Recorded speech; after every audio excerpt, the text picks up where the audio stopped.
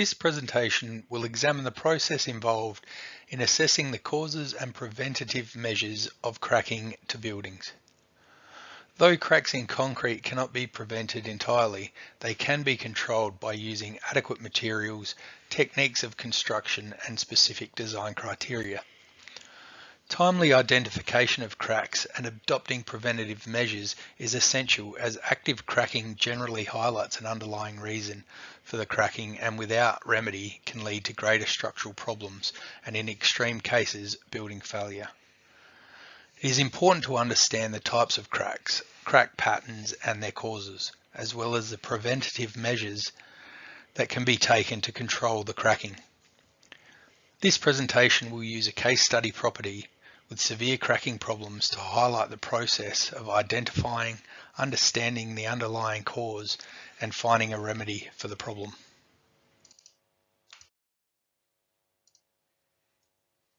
Cracks are generally divided into two categories: structural and non-structural. Structural cracks can arise through various reasons, however are mainly due to incorrect design or overloading of the structural components. Structural cracking can endanger the stability of a building and are generally harder and more costly to rectify. Non-structural cracks are generally due to internal forces developed within the building materials due to moisture variation and temperature changes. Non-structural cracking is generally superficial and can be easily rectified and cost-efficient to fix. Non-structural cracks are classified based on crack width and range from thin, medium, wide, and crazing, which is the occurrence of multiple small cracks close together and at the surface of a material. Step cracks, stair-step cracks, or stepping cracks all refer to cracks that follow the mortar joints in a block wall. The cracks step up or down along the mortar. In many cases, this type of crack is caused by minor movement of the footing, shrinkage, or wall movement, and by itself is not a major cause for concern. However, wide cracks or step cracks combined with other cracks and movement can lead to greater structural problems. Cracks on beams and columns. This type of failure occurs when a material strains under stress. When two materials are built together under the effect of load, then different shear stresses in these materials create cracks at the junction. Dead and live loads are the main cause of elastic deformation in any structural components of a building. Foundation movement and settlement of soil. Shear cracks in buildings occur when there is a large differential settlement of foundation, and it may either be due to the following reasons: unequal bearing pressure under different parts of the structure, bearing pressure on soil being in excess of safe bearing strength of the soil, low factor of safety in the design of foundation, local variation in the nature of supporting soil. The general causes of cracking include thermal movement, chemical reaction, vegetation, and corrosion. With thermal movement, most materials expand when they are heated and contract when they are cooled. This is one of the most common causes of cracking in buildings. To prevent thermal cracking, joints should be constructed specifically as construction joints, expansion joints, control joints, and slip joints. The joints should be planned at the time of design and be constructed carefully. Chemical reaction may occur due to the materials used to make the concrete, or materials that come into contact with the concrete after it has hardened. Preventing chemical reaction in concrete is key to preventing these cracks, and varying the richness of the concrete mix based on the specific sulfur levels in soil, as well as monitoring the sulfur levels in the water used to mix the concrete, can prevent reaction. Fast-growing trees in the area around the walls can sometimes cause cracks in walls due to expansive action of roots growing under the foundation. The cracks occur in clay soil due to moisture contained by the roots. The removal of established trees can also lead to cracking. Not planting trees too close to a building is the best way to prevent this from happening. Corrosion cracks generally occur when the reinforcement in concrete begins to rust. Under normal conditions, the pH level of concrete is high, generally above 12.5. The high pH of concrete allows an inactive layer of ferric oxide to form around the reinforcement, preventing rust. There are two major causes of corrosion in the reinforcing steel: chloride penetration and carbonation. The pH level is the concrete's last barrier against corrosion, so the reinforcement begins to rust. Rust can expand steel up to 10 times its volume, which can cause major problems in the structure. Avoiding salty water in mixing concrete and using adequate covers as per Australian standards can limit the risk of this type of cracking. The general causes of the most common techniques to repair cracks is through epoxy injection, stitching, dry packing, polymer impregnation, and routing and sealing. Epoxy injection is an economical method of repairing non-moving cracks in concrete, walls, slabs, columns, and piers, and can restore the concrete to its pre-crack strength. The technique generally consists of establishing entry and venting ports at close intervals along the crack, sealing the crack on exposed surfaces, and injecting the epoxy under pressure. Stitching is done to provide a permanent structural solution for masonry repairs and crack wall reinforcement. It is done by drilling holes on both sides of the crack, cleaning the holes, and anchoring the legs of the staples in the holes with a non-shrink grout. Dry packing is the hand placement of a low water content mortar, followed by tamping or ramming the mortar into place.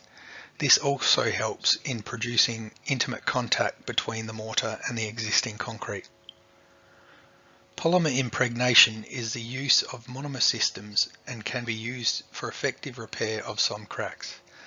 A monomer system is a liquid consisting of monomers which will polymerize into a solid.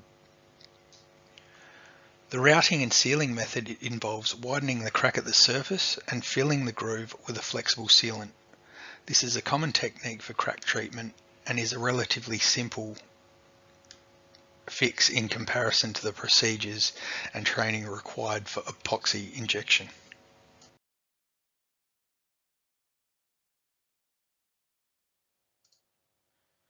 The case study property that has been selected for this presentation is identified as Building 2, Wasleys Primary School, located at 22 Annie Terrace, Wasleys in South Australia.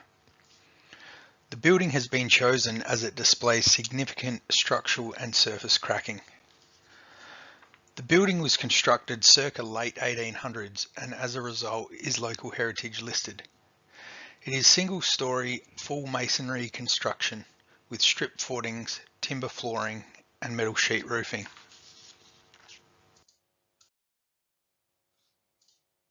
As you will see in the following photos, the Wasleys Primary School building exhibits significant signs of cracking, with cracks varying in size from thin to wide. This photo shows cracking from the base of a wall up to a previous window opening, and from the window opening towards the adjoining door opening. You can also see signs of moisture damage at the base of the wall. This photo shows step cracking at the top of a door opening and moving towards the roofline. This photo displays cracking from a window opening moving towards the roofline. This photo shows cracking around a window opening heading to the roofline. This photo displays cracking from the base of a wall up to a window opening. This photo shows cracking at the base of a wall as well as signs of moisture damage. The following photos show the internal cracking of the building. Again, the cracks vary in size from thin to wide. However, there are considerably more cracks to the internal walls compared to the external walls. This photo shows cracking above a door opening and between the ceiling. This photo shows step cracking from the top corner of a door opening moving horizontally to a wall column. This photo displays cracking at a window corner. This photo shows cracking above a door moving towards the ceiling. This photo displays plaster heaving from movement in the wall. This photo shows cracking at the wall and ceiling join. This photo displays cracking from the top of a door opening and moving towards the ceiling. This photo shows continuous cracking from the base of a wall all the way to the ceiling. This photo displays cracking above a door opening and moving to the ceiling, as well as cracking at the wall and ceiling joint. This photo shows cracking around a door opening and moving in various directions. This photo shows diagonal wall cracking.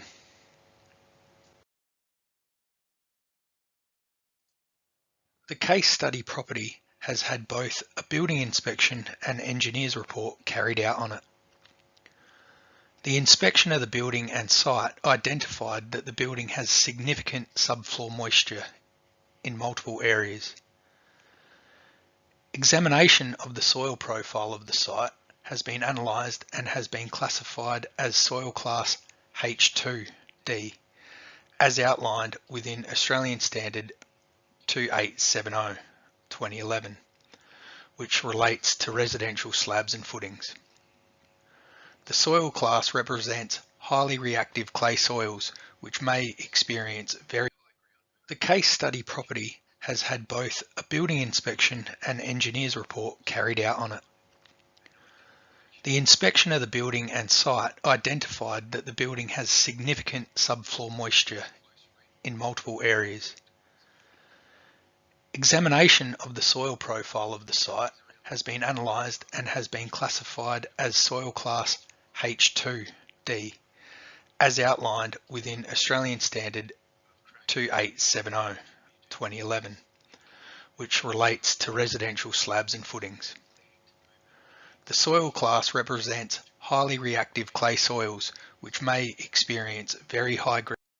Both the building and engineer's reports outlined that there doesn't appear to be any glaring structural issues to the building that will result in building failure if not rectified immediately.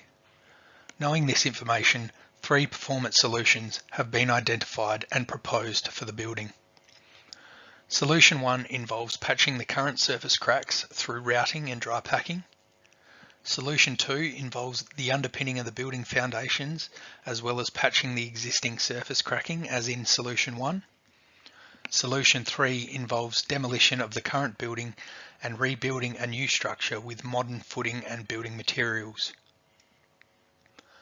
The main issues and restrictions identified with these solutions mainly involve the varying costs of the proposed solutions, the time restrictions around repair or reconstruction with the building being an active public school, as well as the image concerns around the building's current visual state. Costing of the 3 proposals have been investigated and vary greatly over the 3 solutions. Solution 1 has been costed at approximately $30,000 to patch up the current surface cracking through routing. Both the building and engineer's reports outlined that there doesn't appear to be any glaring structural issues to the building that will result in building failure if not rectified immediately. Knowing this information, 3 performance solutions have been identified and proposed for the building. Solution 1 involves patching the current surface cracks through routing and dry packing. Solution 2 involves the underpinning of the building foundations as well as patching the existing surface cracking as in Solution 1. Solution 3 involves demolition of the current building and rebuilding a new structure with modern footing and building materials. The main issues and restrictions identified with these solutions mainly involve the varying costs of the proposed solutions, the time restrictions around repair or reconstruction with the building being an active public school, as well as the image concerns around the building's current visual state. Costing of the 3 proposals have been investigated and vary greatly over the 3 solutions. Solution 1 has been costed at approximately $30,000 to patch up the current surface cracking through routing,